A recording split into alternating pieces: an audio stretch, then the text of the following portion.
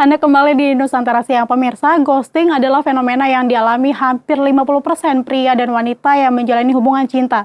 Efek emosional dari ghosting dapat menghancurkan pasangan, menyebabkan rasa cemas dan rasa tidak dicintai. Apa sebenarnya ghosting di mata seorang psikolog dan juga apa penyebab pasangan melakukan ghosting, serta bagaimana dampak terburuk para korban ghosting? Selengkapnya akan kami hadirkan dalam dialog Nusantara Siang berikut.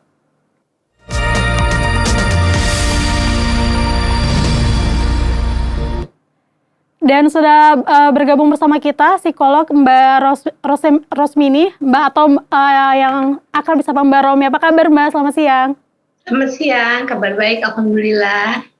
Baik Mbak Romi, ini istilah ghosting kembali menjadi sorotan banyak masyarakat. Pasalnya perilaku ini disebut-sebut membuat hubungan berakhir tanpa ada komunikasi yang jelas.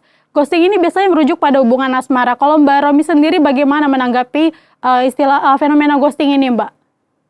Kalau ghosting ini kan sebetulnya ada kemungkinan yang melakukan ghosting atau pelakunya itu mungkin tidak bisa menyatakan bahwa saya sudah tidak mau lagi dengan kamu. Mungkin ada tidak bisa memiliki kemampuan untuk berkomunikasi secara asertif, menyatakan perasaan, pikiran dan keinginannya tanpa menyakiti orang yang bersangkutan.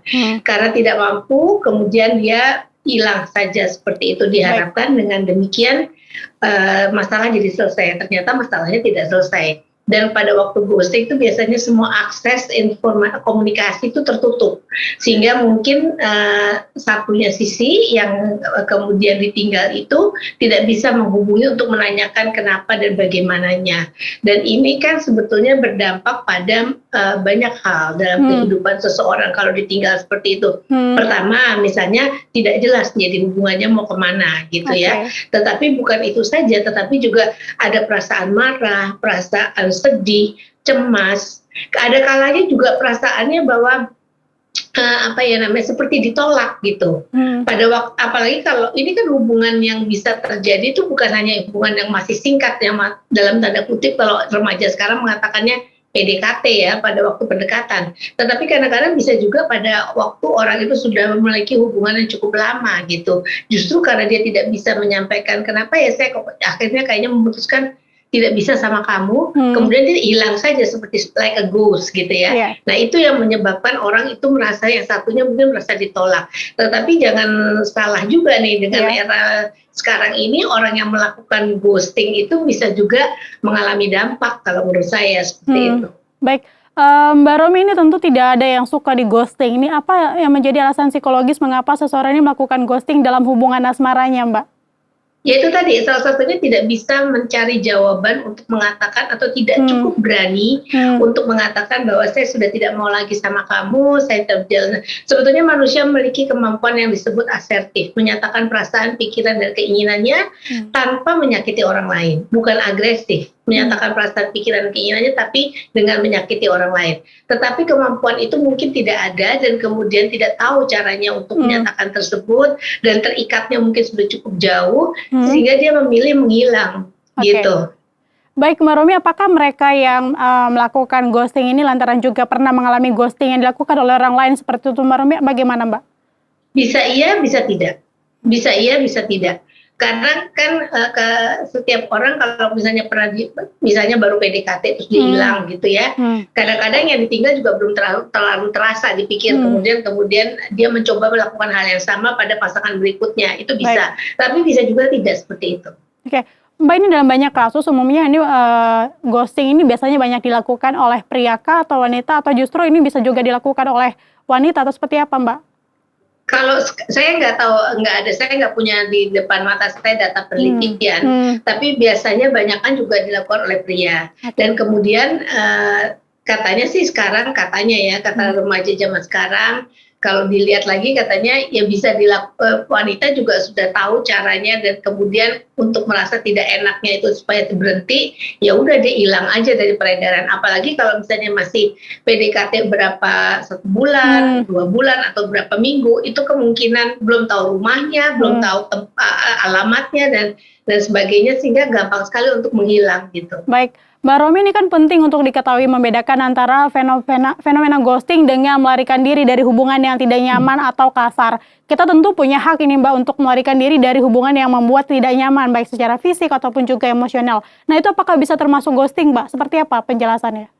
Kalau menurut saya setiap melakukan suatu hubungan harus diselesaikan dengan baik. Baik. Mau itu di apapun kejadiannya, kita mengatakan saya sudah stop, saya sudah tidak bisa karena kamu sudah melukai saya, tidak hanya fisik tapi juga di batin saya gitu. Maka saya mau ingin stop. Jadi orang yang bersangkutan sudah jelas dan absolutely memahami kenapa yang bersangkutan pergi, itu penyebabnya, dan dia bisa melakukan introspeksi.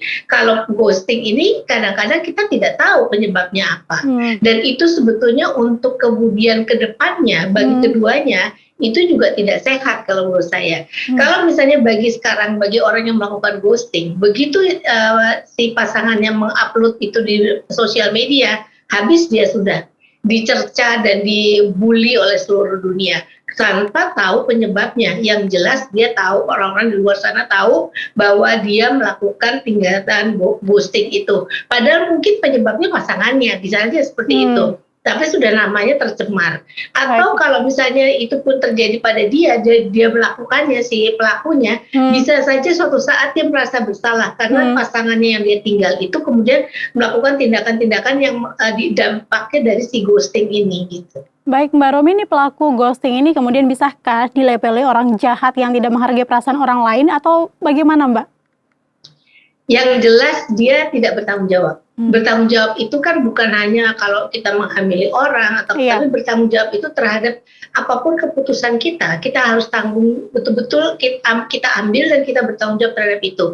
Misalnya saya nggak suka sama orang tertentu, hubungan kita udah panjang, tapi saya bilang kayaknya saya selama ini sudah mencoba, tapi saya tidak bisa. Tapi kemudian bisa jadi titik awal untuk mengatakan kita sudahan ya, gitu. Tapi kita bertanggung jawab terhadap perilaku kita itu.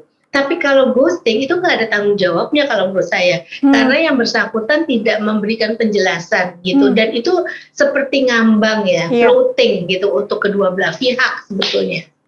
Baik Mbak Romi, ini kemudian ketika aksi ghosting ini baik dilakukan oleh pria ataupun juga wanita yang menjadi pelaku atau korbannya, kemudian nih Mbak, ini artinya tidak ada komunikasi yang baik ataupun apa memang kan sengaja ini dilakukan atau ada indikasi gangguan psikologis oleh pelakunya, seperti apa Mbak?